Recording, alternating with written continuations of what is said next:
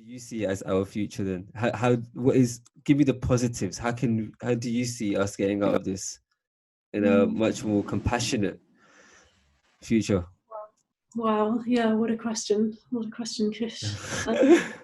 Well, I have to say, I have to start with the not positives because Yeah. I can't separate them out. But I feel, this civilization that we're in, that's been built on this dualistic thinking and has been built on consumerism and has been built on a lot of inequality and injustice and has been built on colonialism and is fundamentally unfair and destructive. I feel like this civilization is over. It has just killed itself. It is in the process of killing itself, and I feel like we had the opportunity to transition into something different, over the last 20 years, but for whatever reason, humanity hasn't, but I do feel that transition is coming.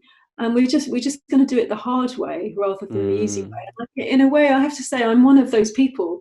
I always do things the hard way, like in my own life. Yeah, It's like I get the opportunity, like yeah. step through the door, and learn this lesson, and do it differently. Awesome. And I kind of like go, nope, I'm going to do it the hard way. Yeah. Done that so many times in my life that, like, to find ourselves in this situation collectively where we've said no to what could have been a different form of transition, and we're now, we're going to go through suffering and hardship in order to learn this lesson. But I suppose the positive thing is I don't have any doubt that we will learn that lesson and that we are learning it, and that that new way of being that's based on life as sacred and as life as interconnected, and that's based on love, like that is there. There's so much evidence of it. There are so many kind of little pockets of people who are living in a completely different way, and in such inspiring, there's amazing things happening out there. But those amazing things are not typically happening in the kind of mainstream, like you were pointing to earlier on, these structures that are holding us into this old story that's like past its sell-by date by 20 years.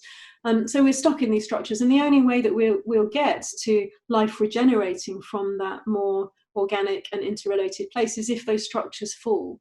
So we have to just allow those structures to fall, and I think it's going to hurt. It's not going to be easy, and a lot of people are going to suffer, but we will learn through it. And I think the analogy that I have in my head a lot of the time is how it is to accompany someone who's dying. So my father died of cancer, and I was with him for the last 2 years of his life, watching what he went through.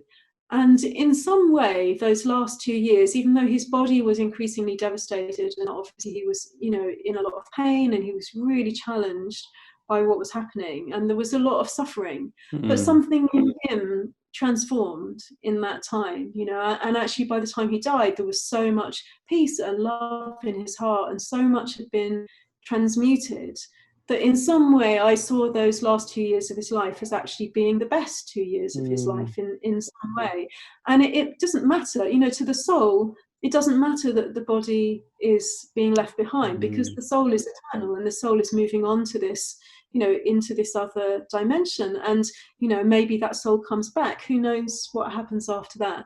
But it's like the physical reality is not the only story. And I guess, having witnessed that at an individual level, I feel like we're now witnessing that at a collective level. We're seeing this breaking down of the sort of physical structures that hold our world in this place. But there's something different happening to the soul, and like through, if suffering is approached with consciousness, it can be completely redemptive and transformative. So it's like, can we hold the consciousness that this suffering, this breakdown is a transition, and it's like, that story that gets quoted a little bit too often. I don't want to be cliched, but like a caterpillar in the chrysalis, it kind of breaks down into mush before it reconstitutes itself as a butterfly. So I know there's a technical word for the mush, but I can't remember what the mush was. That mush sounds great. But I feel like that's where we are. Humanity is disintegrating into this very painful place, which will become like mush.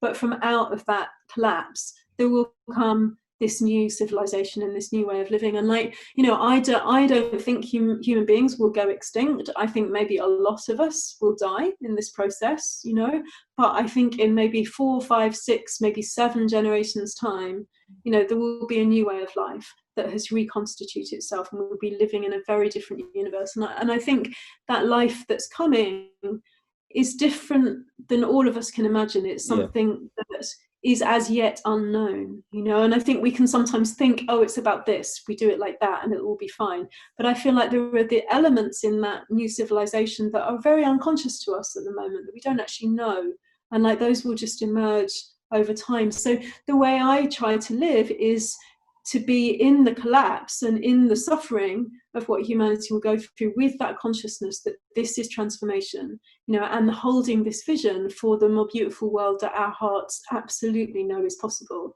and that is coming, and to be there with an attitude of service. And if we can hold that consciousness and we can serve other people and we can hold the vision in the longer term, then, like, you know, if God wills it, in however many generations time, this world will look very different, and like we'll be able to regenerate and will be beautiful again.